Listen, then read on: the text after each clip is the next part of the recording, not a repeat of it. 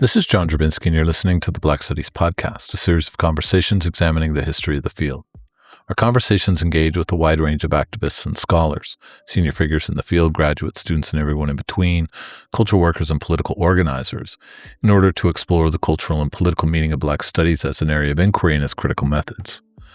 Today's conversation is with Mark Sanders, who teaches in the departments of Africana Studies and of English at University of Notre Dame.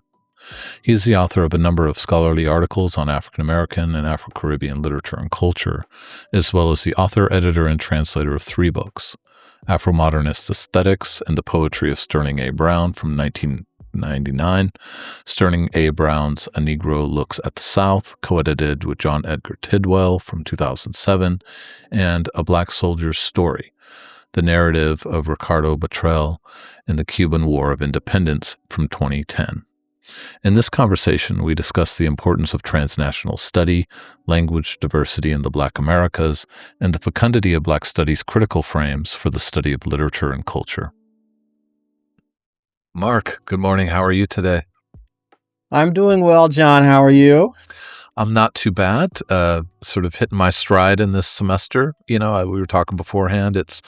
Everything got really real this week. All the assignments need to be assigned, and no more introductory pieces. But all the caveats about our current world in place. Things are going well. And really well, because I've been looking forward to our conversation. I'm really glad that you made the time for this podcast conversation. Thank you for inviting me. Yeah. Really interested to hear your perspective. I think your research is super interesting. And like you, I'm jointly appointed with Africana Studies and English, so I have a special affection for these kinds of synergies, which is just a long way of saying welcome to the Black Studies Podcast, and thank you in advance for your time. Absolutely. I'm glad to be here.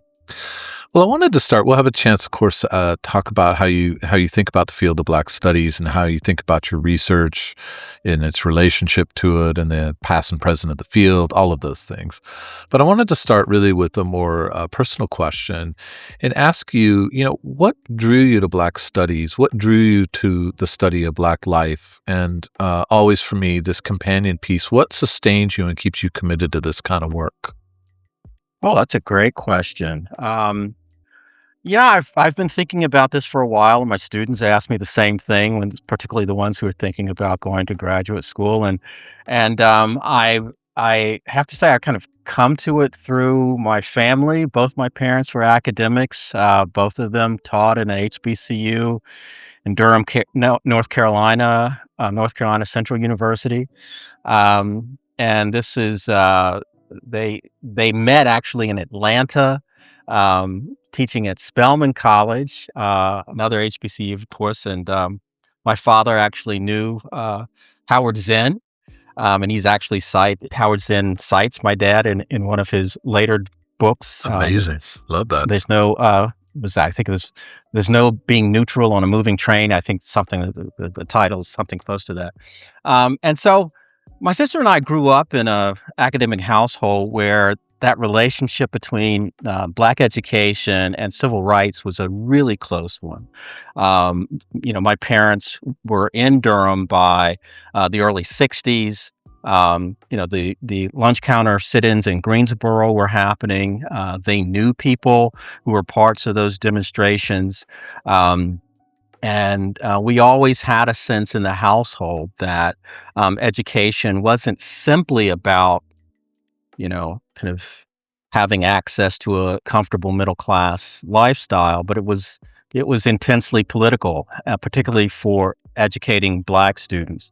And so, that was kind of always in the air for my sister and me. And then I went to Oberlin College as an undergraduate, and that really kind of ignited a more focused attention on the study of Black life, history, politics, culture, etc. I was a English and Black studies major plus a religion minor.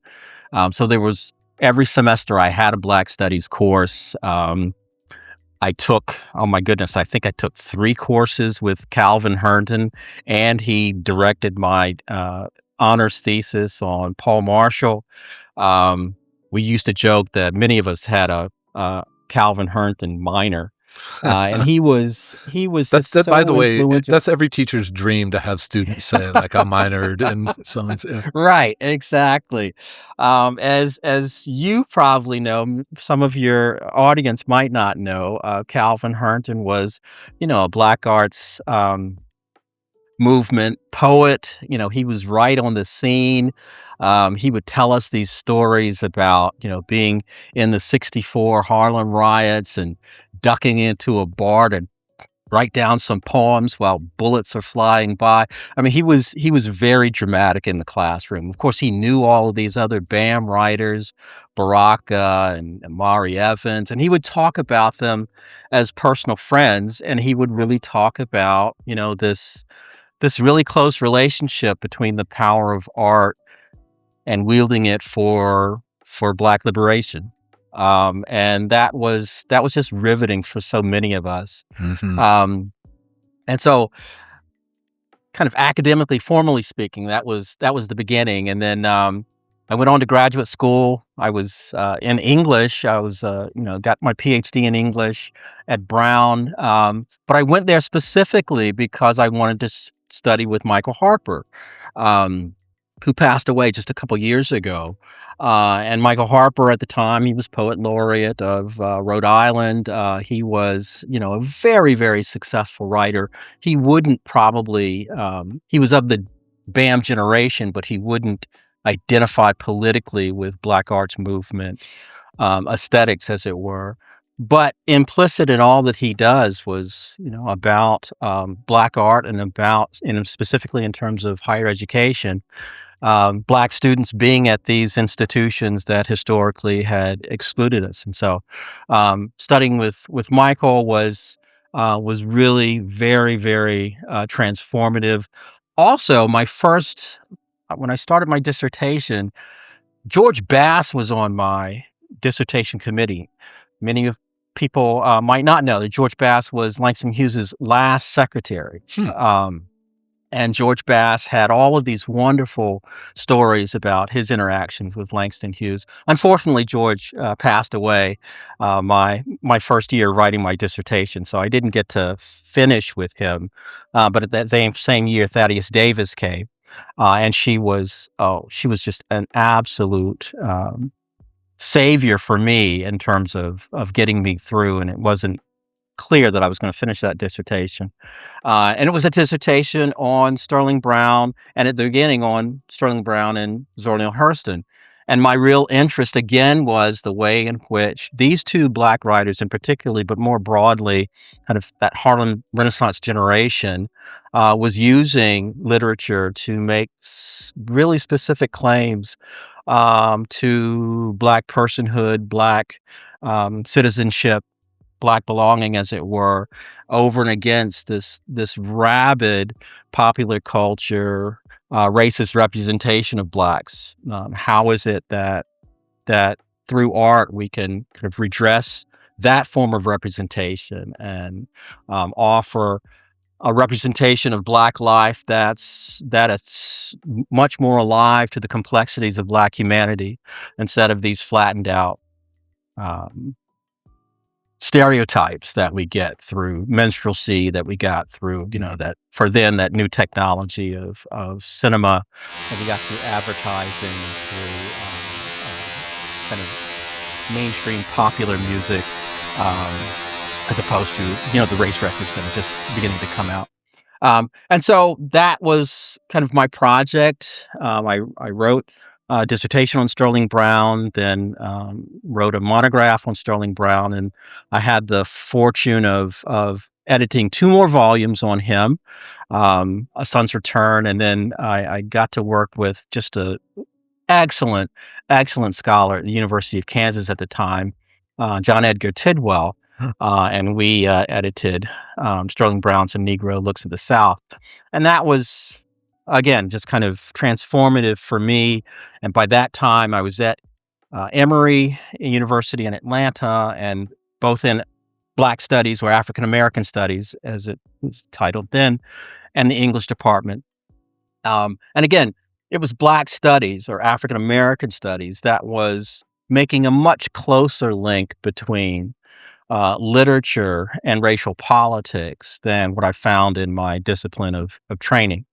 And so that was what I gravitated towards. And so much of the work that we were doing in the department was academic work, as well as trying to make the university more responsive to the Black students who were there, as well as trying to push the university, particularly in Atlanta, to be much more attentive to kind of regional and national racial politics. And so that's kind of in a nutshell uh, what drew me to Black studies. What sustains me, I think, is the second part of your Hmm. Hmm. question. What sustains me, and for your viewers, I'm no longer at Emory. I'm now at University of Notre Dame, and I'm in Africana studies here, as we call it, and the English department. Um, and I find Africana studies being able to attend to more of the needs that I see in the larger Black population or the Black communities, specifically right here in South Bend, but nationally as well, than what we get out of what we might call kind of longer standing disciplines.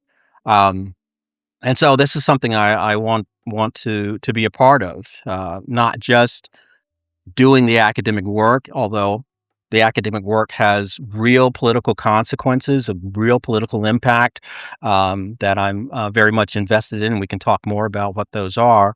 But beyond that, being able to make more substantive contributions. And, the origins of Black studies are kind of the twin pillars, or academic excellence and um, community responsibility, social responsibility. And so trying to balance those two or make the two complement one another is something that I see that sustains me or draws me back to Africana studies year after year, and something that I'm deeply invested in. So thank you for all of that. I just want to note I'm always so happy when people's names, mentors and teachers, end up on the podcast because I just think like showing our gratitude in name as well as Mm, in absolutely. person. Putting it out there, so I was really happy to hear all those names come by, and I want to pick up on that last piece. You in some ways you've started a response to the second question, but thinking about the field of Black studies and its origins, right, Yeah, which had that student demand initially of that there be a place at the university for the study of Black life, that disciplines hadn't really been able to do this kind of work, and that's what a Black studies department would do, engage the intellectual tradition and develop it and extend it. And I think we inherit that in 2026 in this sort of commitment to the intellectual life and intellectual traditions of the Black right. Atlantic. But of course, that very same moment was a moment of radicalization of Black liberation struggle, where some of these distinctions between study and activism, between books and political mobilization, between campus and community and classroom, had really gotten blurred, if not outright contested. And so there's also that thing that we inherit in Black studies, which is a commitment to a certain politics and a certain vision of Right. liberation and struggle. And I think that's a tension that's in the field at its origin, and it's a tension in the field that we have today. And tensions, mean different things to us when they come to us. And so I'm interested, sort of in that context, for you to talk a little bit more about this last comment that you had about how you envision the field of Black studies in relation to this tension between the political and the intellectual, and what is that portrait then that you work with that guides you in the field? Well, that's an excellent question, and I teach students. We talk about tension all the time, not necessarily in the context that you're talking about, but in the ways in which pieces of art, music, dance, literature create tension, and what's the function of that tension. And I think if it's handled correctly, it's creative. Mhm. or it can be creative. And so I think of that tension as one that's complementary rather than antagonistic. And kind of thinking back for the longer roots before the Africana studies or Black studies was a part of the academy. We have a much longer intellectual tradition that goes all the way back to the 18th century, um, and one in which uh, people like Phyllis Wheatley or David Walker were writing uh, for to promote themselves, and to kind of get themselves in a better economic or socioeconomic position, but also to make some very profound arguments about democracy and racial access and racial or Black access and Black participation. So I think that we have a much longer intellectual tradition where that tension between kind of politics with a capital P and intellectual work has been one where they've, kind of understood intellectual work as having real practical political consequence, and particularly in an era where by statute most Blacks had been outlawed from having access to the technology of literacy and to print culture. Just the act of writing itself Mhm. was intensely political. Yeah.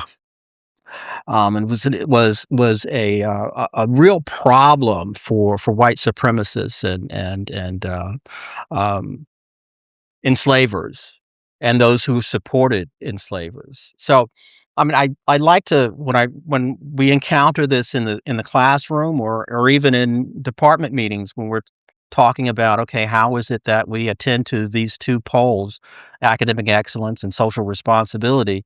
I try to remind us that we have a longer tradition than our place in the academy.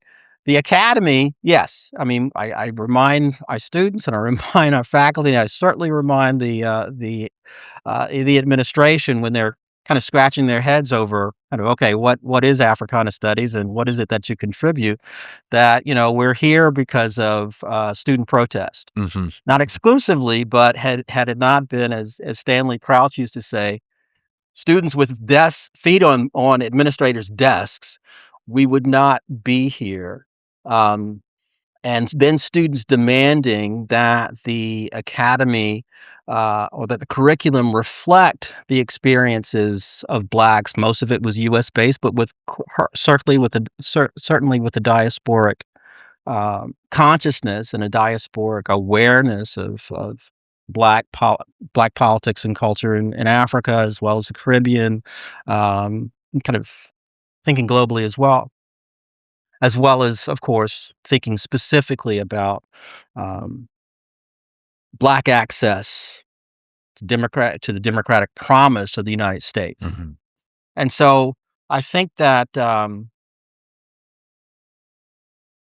even at those early moments, students understood that redesigning the curriculum was real political work, had real political implications beyond just what they did in the classroom or what we as professors do in the classroom. And I think we're seeing this kind of in a negative sense. We're seeing this in this kind of MAGA reaction. Yeah. Um, Many of us are, alarmed and dismayed at how far this has gone and how this is just kind of blatantly white supremacist administration. But I remind myself and I remind my students and my colleagues whenever I can that folks don't attack things of no consequence. Yeah. Yeah. That in some ways this is a measure of the political implications or the political profit, at least from our point of view, of Black studies writ large. Mhm. And I hope we'll have a moment to talk a little bit later on kind of in a more expansive sense of at least of what I understand it being of Black studies. But as we see this backlash against a kind of nebulous sense of critical race theory, of this kind of nebulous sense of wokeness, etc. Much of it, I understand it as a reaction against how far we've come in terms of making an integral part of how we think about American culture and American politics, how integral Blackness is to that thinking. Mhm. And so, this pushback is, you don't have to have these plaques about George Washington owning slaves. Well, actually, we do if we're going to be dutiful, if we're going to be honest about the history that has shaped this national political community. Um, so, in that sense, I see that tension as being highly creative, in that we've been able to produce all of this intellectual work that has had real political impact beyond the academy. I mean, I often think, across this series, how different this question is about the tension between intellectual study of intellectual life and liberatory politics. How different that question is just in not even 2 years of us doing this podcast. Mm-hmm. It's a kind of an odd tension to articulate at this moment, as for no reason whatsoever other than the politics, as you just put it, as you just described in such rich detail, the inherent political statement of there being an intellectual life studied, or a history stated on a plaque, that the fact of that is leading people to lose their departments and jobs, and who knows what else in the coming years. And so, as I like the way you put that, the thing about people attack things that matter. And Yeah.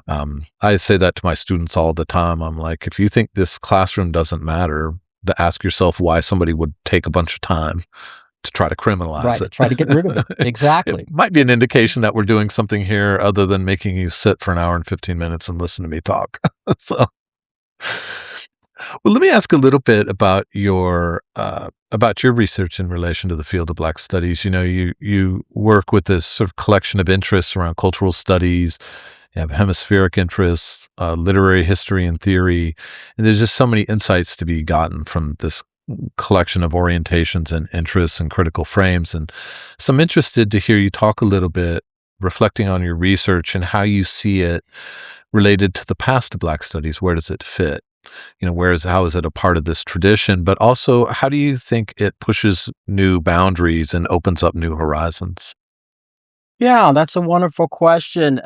Just kind of boilerplate as I do in my class is trying to define our terms. And to my understanding, Black studies, the kind of boilerplate definition of Black studies is the study of the politics, history, and cultures of Black people on the continent of Africa and across the Black diaspora.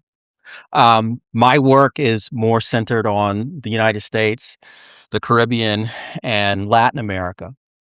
Um, and my work, of course, is in literature and through literature, more broadly, Black expressive culture, and I'm looking at religious practices, dance, and music. Um, More than anything else, I can't claim any expertise in terms of film, although I watch them quite Yes. often.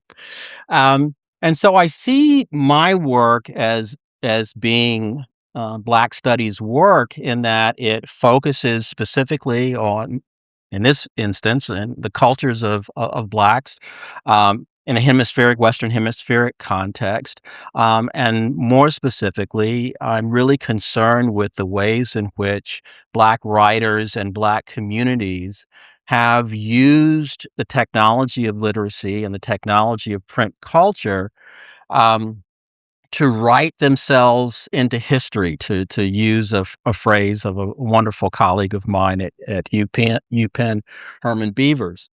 Um, and you'll find across the hemisphere these very overt practices from United States to Uruguay of the nation trying actively to write Black communities, their local Black communities, out of the national narrative, to erase them. And we see that actively right now, as was just mentioned in terms of this MAGA administration. Um, and you see it in Cuba, you see it in Brazil, you see it in Colombia, and you see Black writers writing back and rewriting this national narrative and placing Black people, if not at the center, in a very strategic position where they are actors and agents in the creation of the nation, and they are actors and agents in perpetuating these democratic experiments across the hemisphere. Mhm. And so I'm really, really interested in the specificity of how they do this, who's writing what, when, and what is the impact of these particular writings or these particular authors in their specific national spaces. Um, and I think there's a lot of interchange between Black writers across the hemisphere that we just have not paid enough attention to. Mhm. And as I mentioned, my work began in the Harlem Renaissance. Those Harlem Renaissance writers and intellectuals were aggressively uh, international in their outlooks. Mhm. Langston Hughes, of course, was a globetrotter. Uh, Zora Neale Hurston spent so much time in the Caribbean and in South America and in Honduras. James Weldon Johnson, was American consul to Venezuela. He was fluent in Spanish. So the notion of thinking about Blackness beyond the specificity of the United States is nothing new, but something that I don't think that we've pursued, or certainly I personally, as a Black Studies scholar, hadn't pursued as aggressively and intentionally early in my career as I had hoped to, and I had an opportunity in mid-career to actually learn Spanish and start working in Spanish speaking Caribbean and in Spanish speaking South America. I can't claim any expertise in Portuguese, although I have surrounded myself with others who can. Mhm. And we have a group. I'll talk more about that, time permitting, who's working on Afro-Brazilian writers Mm. and trying to translate them into English to bring them into conversation in a North American context. But John, did that begin to answer your question? Yeah, no, absolutely. No, directly response to that. And, I think a lot about, listening to you talk. I think about this a lot about, I know that people have a lot of thoughts on Gilroy's Black Atlantic book, Hmm. critical, and people love it, mixed feelings, whatever. But I've thought for a long time that the central challenge of that book is something we still, I mean, it's been many years since it was published, but Sure. we're still, I think, struggling to come to terms with it, which was exactly as you put it, that these canonical, foundational African American figures were themselves very international. And what does it mean to start from their roots, ROUTES, right, rather than their roots, Right. ROOTS, as Paul puts it. Right. And Sure. taking that up, and when I've said this, it's often I think people take that as like a criticism. I don't mean it as a criticism. I mean it as there are so many research horizons open for that. And as Oh, you said, sure. now, by the way, I also want to underscore that you said, mid-career, I made this shift by learning a language. I want us all to have those moments, to be supported in that, right? And also to have the confidence and courage to do it, because it can be difficult, but just to say, I need to know more. I need to learn something. A language is a huge starting point, but it opens up all these things, being able to, if you're going to think about, James Weldon Johnson in Venezuela, right? Now you've opened yourself up to a whole different way of researching and talking about that. So I love that part. I want to underscore it. Well, thank you. Yeah, I think it's enormously important. If I have a kind of basic criticism of the field as it stands now, it's probably focused on language. I mean, we have a diasporic understanding and a diasporic consciousness, but we don't have as many of the language skills to execute that more fully than we need to. And so, yeah, I think that working in as many languages that Black people speak and read and write in is really important for the future of this field. And so we've done a very good job at training our future PhDs in African languages. I think we can do, of course, that needs to be sustained. I think we need to do more in what we might call colonial languages, particularly as we attend to the Western Hemisphere. And so Portuguese, French, and Spanish in particular, and Creole in particular are enormously important in that regard. So yes, Yeah, I being able to go ahead. Go ahead. Yeah, I mean, I love this, and my own department is sort of in the very, very early stages of formulating plans to propose a graduate program in Africana Studies, and I'm sort of steeling my nerves for the language battle because I think that's, I mean, it's so important. It's important in terms of the research possibilities it opens up, the worlds it opens up that are only possible through language because not everything is translated. Translations are themselves an intellectual and interpretive act, of course. Right. Absolutely. Also, it's a level as a matter of respect. This is one of the things I really hold firm to. It's like, um, respecting that people have thought in a different language, and what does it mean to meet them there as in our best terms? We never become fluent. But when I urge colleagues, or not encourage, but encourage or affirm colleagues in learning languages, and think myself about expanding my own language base, I'm always remind that you can subscribe to Duolingo, and that app will make you feel like shit for not doing your exercises on the day. It's the best middle school teacher you could ever have. Right, exactly. It'll be dinging your phone, yes, and reminding you of what you haven't done.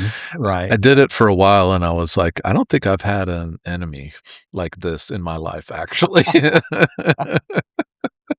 I could hit unsubscribe, but also I guess that's some sort of heritage thing in Catholicism of haunted by the guilt of unfulfilled duties, something like that. Sure, sure, sure. But let me pick up and sort of this is in some ways extending some of these questions around your research and orientation.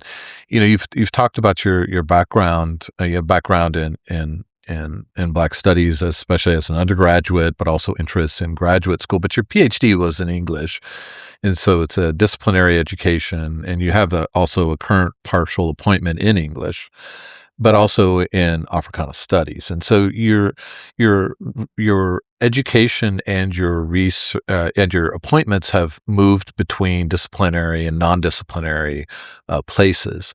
And I'm interested to hear you talk a bit about how you think that shaped how you conceive and carry out a research project, and if you will as well, how you conceive and operate in a classroom.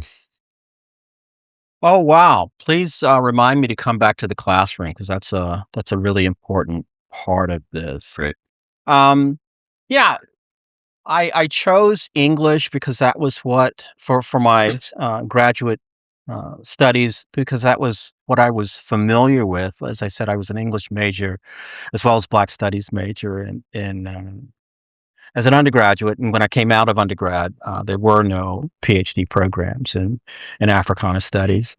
Um, so English was a logical path, but I went into it understanding that what I wanted to study was going to be kind of in addition to whatever curriculum was offered me by whatever graduate program I went into, in terms of the kind of formal curriculum, courses that were offered, what was reflected in the qualifying exams, et cetera, that I would not find formal training in those respects. But I did want to go to a graduate program that had Black faculty who were doing work in African American literature, and so Michael Harper, obviously, as I mentioned earlier, was my attraction to Brown. But going in, I understood, and once I got there, Michael and others, Dottie Denniston was there at the time, was a wonderful, Paul Marshall scholar.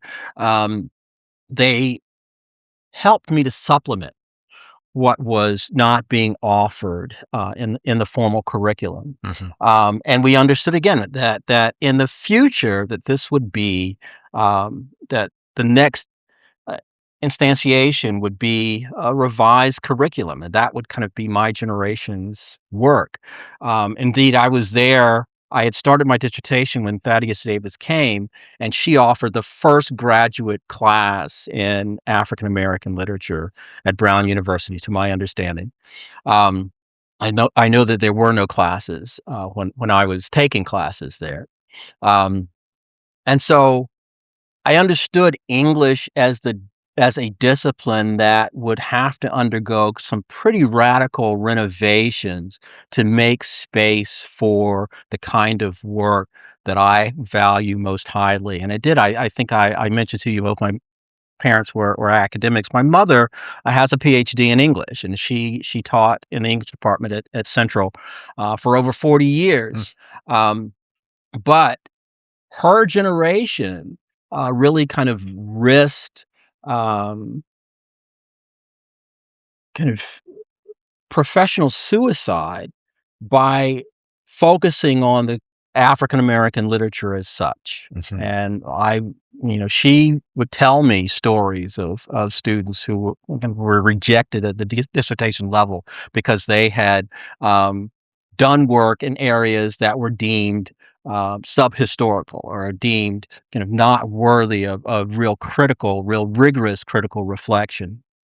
And so, we understood, all of us, going into graduate school this is, the mid to late '80s, understood that this was, not just work to advance our own careers, but this was a renovation of the discipline as a whole.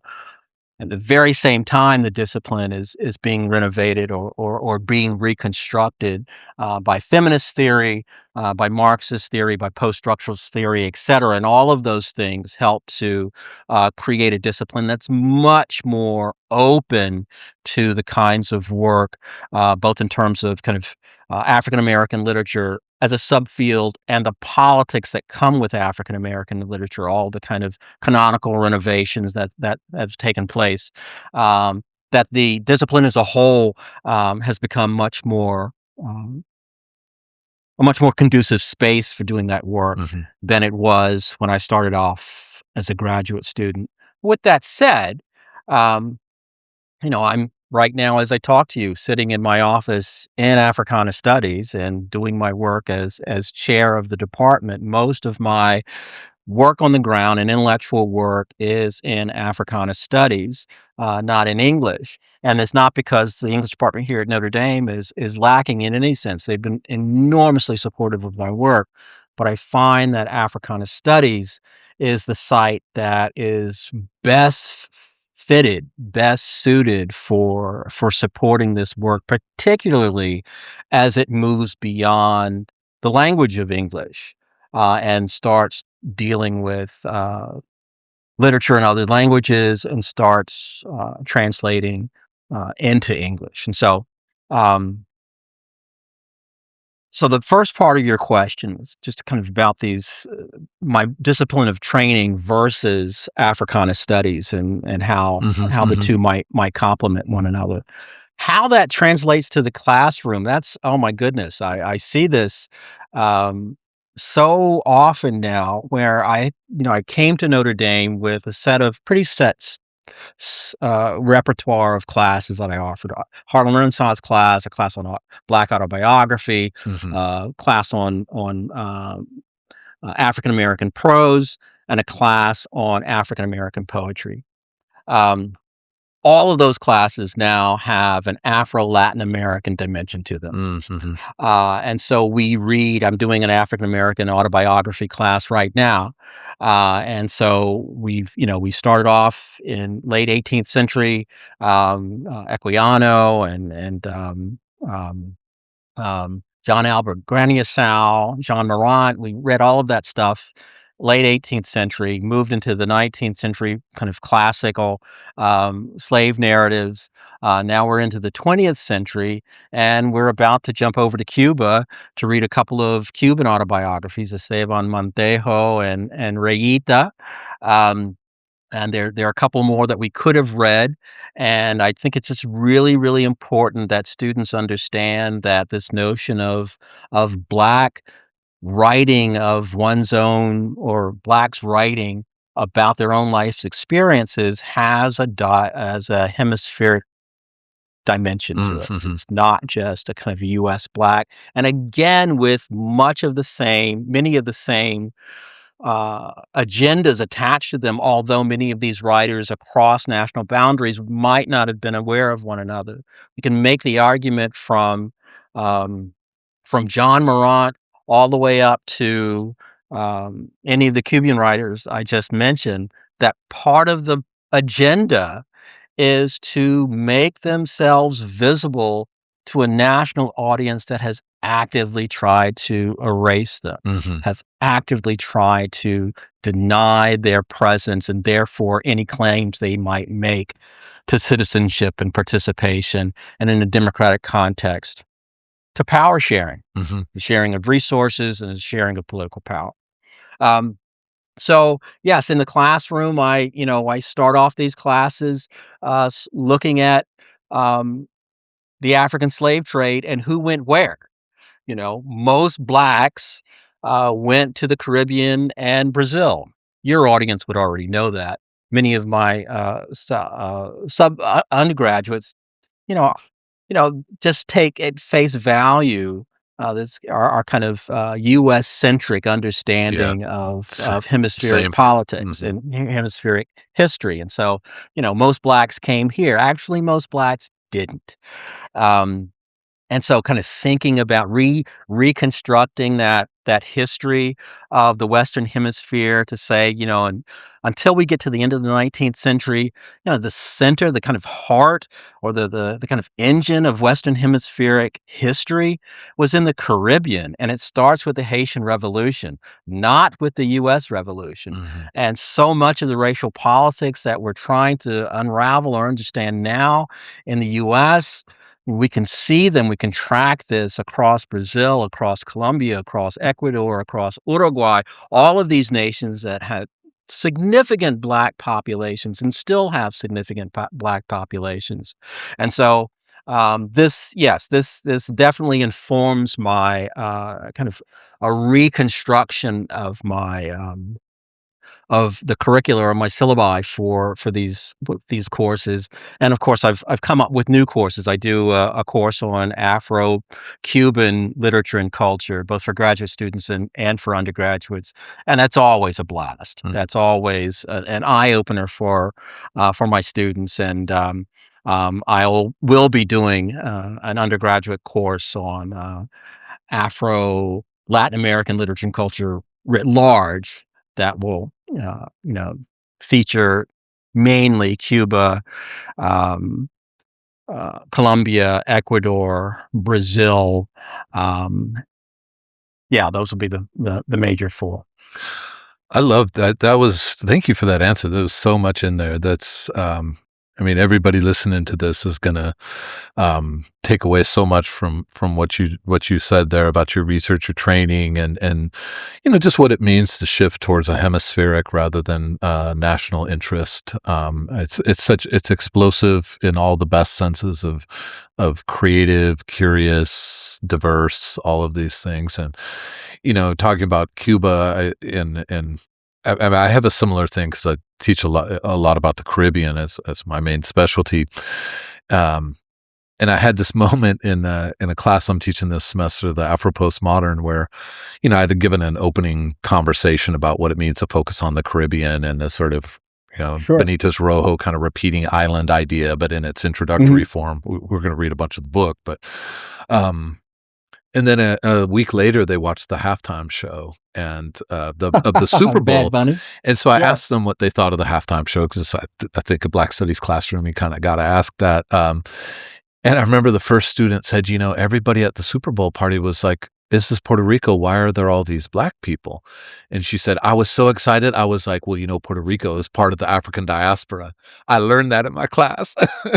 Oh, So you these, must have been in heaven hearing that. I know, I was like, can we just stop the class right now? Just, All right. we're going to have It's not ups going to and get any better downs. than this. We're gonna have ups Right. and downs Yeah. in the semester. Let's just quit on an up. But I think that the way these little things that are huge things about a Black Studies classroom, the way you have to reconstruct a certain sensibility in order to encounter a piece of literature or piece of nonfiction, as you talked about it there, the way the classroom activates so much of its power because of that. I think it's something that's really special about Black Studies classrooms. You give a really nice testimony to that, so thank you. Wonderful. Wonderful. Well, I have two questions for you, sort of big speculative questions. The first one is thinking about the field of Black Studies. What do you think that it has historically done well, and what do you think it has not done particularly well? Oh, that's those two questions are wonderful. What it's done well, um, many of your previous guests on the podcast have mentioned this. The central critical practice is centering blackness, black life, black histories, black politics, Mhm. um, and I think that from its origins, even before we got to the academy, to the first moment of being established in the academy to the present moment, this is something that we've done very well. Um, and I'll just kind of ground this in an illustration that many people would be very familiar with. Nicole Hannah-Jones's 1619 project. Sidebar: she's a Notre Dame grad, Africana Studies major. So we take great pride in claiming her as one of ours. Um, that project really kind of articulates, at least for me, kind of what Black Studies has been doing from the very origins. She's Mhm. kind of taking any aspect of American life, politics, and history, and kind of identifying where Black people have been a part of it. And whatever that thing is that we've identified, whether it's, kind of a banking system, whether it's, the creation of wealth, whether it's fashion, whether it's sports, that thing is dramatically transformed once we start paying attention to the way to what Toni Morrison would call an Africanist presence there. Mhm. Um, so, when her 1619 project came out and in the magazine form first in the fall of 2019, I remember in the class, I was flagged it for my students. It's like, you just need to pay attention to this. This is what Africana Studies has been doing from the very beginning. And she has a platform that none of us ever had to articulate, how it is, why is it that we have, where did all of this wealth come from? Uh, she can document quite specifically where this wealth came from. What were the racial politics during the Revolutionary War, and why is it that these fence sitters in the South, why did they go over to the revolutionary side? And she has, um, as the younger folks would say, she brought receipts, as it were. Mhm. She has the evidence for this ongoing, profound impact on American politics, history, and cultural life from the very beginning. And so I think that's what we've done best.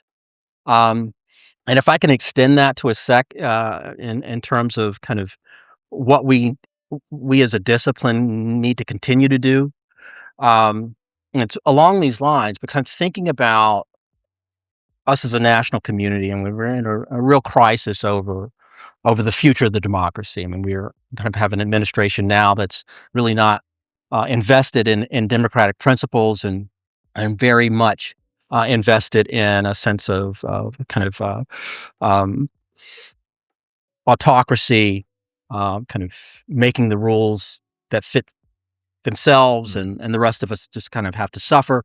The rest of us are kind of marginalized and very intentionally kind of trying to write Black and brown people out of the history, and very intentionally trying to deport Black and brown people.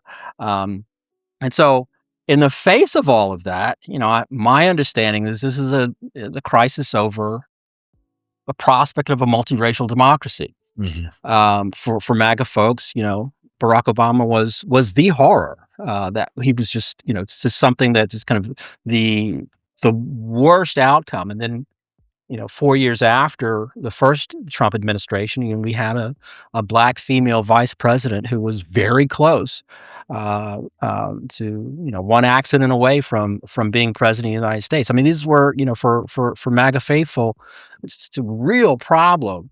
And as I was saying, in addition to all of that, I mean, that didn't come out of nowhere. I mean, there's been a kind of sense of the civil rights movement, Black Power movement, all the legislation that comes out, the civil Voting Rights Act, all of that has propelled Black people in particular, and kind of with them all of these other Black and brown people and LGBTQ community folk, etc., into the national polity in a way that previous generations just had not seen. And so we have this backlash against it. I think what Africana studies needs to continue to do is to help us as a national community reflect more profoundly on kind of what the demands of a multiracial democracy are. How is it that we actually create and sustain one? One of my colleagues put to me this question as to whether kind of across the globe right now and across human history, do we have an example of a sustained multiracial democracy? And that stopped me in my tracks, because I automatically wanted to say, of course we do. I think all of the modern democracies in crisis are in crisis in part because of growing demographics of Black and brown people. That's certainly the case in terms of migration to Western Europe. I wanted to, when he asked me this question, I wanted to say South Africa is, the shining emblem of multiracial democracy. They are, struggling over this as well. I think one of the ongoing intellectual contributions and political contributions that Africana Studies is making and can continue to make is towards us understanding how it is that we create and sustain a multiracial democracy, and indeed what the imperative is. I mean, we really don't have a choice. If democracy is what we're going to do, it's going to be multiracial. We have a long history of Black writers going all the way back to David Walker saying the measure of American democracy is the African American. Whether or not she or they are fully enfranchised or not is the measure of the success or the failure of American democracy. And so, we're going to lapse back into what some would call a Herrenvolk democracy, what we had before the Civil Rights Act and Voting Rights Act, where, a select few, particularly in the South, get to exercise their full democratic rights, or we're going to have a fully blown multiracial democracy, particularly as we get closer and closer to that demographic moment where we become a majority-minority country. So I think that's, to my sense, one of the major contributions that Africana Studies can make and continues to make. So maybe that's already an answer to the final question I have, which is, What is the issue you would want us to all be thinking about, or what's the Yeah. question you would want us to all be asking? Because the one you've just outlined right there, the stakes could not be higher, not only nationally, but globally. Yeah. That's the big picture. So yeah, I think that I've answered that, but I can illustrate it more profound, more concretely. And I always, when I'm talking to my students or talking to anybody who wants to listen to me, I always have to talk about what I'm reading right now because it's just always kind of shaping what it is that Books matter. They make a and big difference. right, Yes, right, I right. agree with Books you on really, that. really matter. So let me illustrate this through two books. One I have not finished yet because it's huge. Combi. Um, this is by Etta Fields Black. She won a national award in history for this, and this is a history of the Union raid on the Combahee River in South Carolina, a raid led by Harriet Tubman. Harriet Tubman comes down from the north, and she's recruited by the Union Army, and she comes down and kind of organizes this raid. They go up the Combahee River. They are able to take a number of previously enslaved blacks. And they take control of this river, which is a really, really important part of kind of the rice producing part of the east coast of lowlands South Carolina, and a major source of revenue for the Confederacy to prosecute the war. And so this raid, the successful raid, was enormously important. But this book, beyond documenting what had previously been kind of a footnote in our history of Harriet Tubman, just kind of puts it front and center. But beyond that, I mean, she kind of makes a claim again to what MAGA Republicans would, find very uncomfortable, that at the center of this democratic project are black people who literally fight for the democratic ideals on which this republic was founded. And so I just found I'm it's a huge book. I'm just 2/3 of the way through. I haven't finished it, but I'm pretty sure I know where it's going to go. But I found the book as a whole a wonderful representation of and the best scholarship that comes out of Africana studies. And again, as we were talking earlier about the very practical political impact of these of our intellectual production. And so the second one I want to point out is a little book. Well, it's smaller. It's not little. It's profound conceptually, by Justin Driver, who is a law professor at Yale. It's called The Fall of Affirmative Action.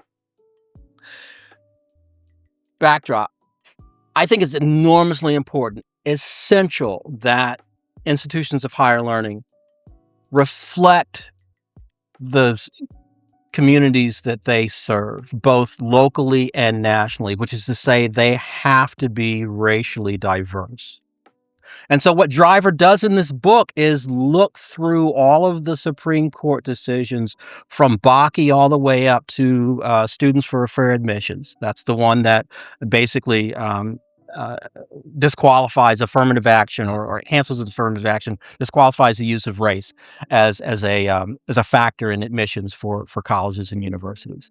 And he goes through that long history and comes up with a list of constitutionally viable ways for universities and colleges to pursue diversity. If we were to take, I'm not a legal scholar, I don't know how feasible his recommendations are. I would love for us to have a larger national conversation, not just about the book, but more generally about how universities and colleges can be intentional about diversity and be kind of under this kind of new legal regime we're under.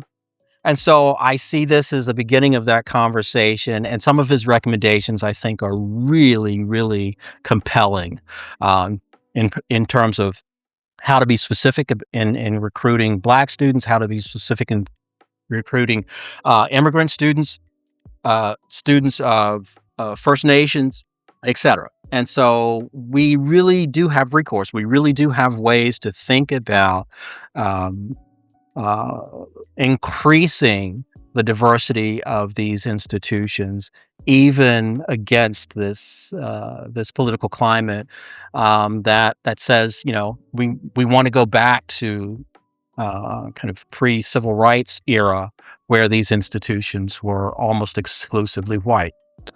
I love that. Thank you for that. I love that you end with sort of reading books and thinking, but that puts two issues right on our desk, on our doorstep, however you want to configure it. That could not be more urgent, and this has been a wonderful conversation, Mark. I really appreciate it so much. I was looking forward to it, and I'm going to be thinking about this for a long time. And I know everybody listening is going to take a lot away from this last set of challenges you have for us. But even from the very beginning, the very compelling kinds of stories about the relationship between literature and politics and the classroom and thinking hemispherically. It's just been a wonderful conversation. Thank you so much. Well, wonderful. Thank you for having me. I've enjoyed the conversation myself. And this is just a really edifying podcast. Congratulations. And I look forward to future podcasts. Thank you so much. I appreciate those kind words, and have a great rest of your day. You too. All right. Bye-bye. Bye bye.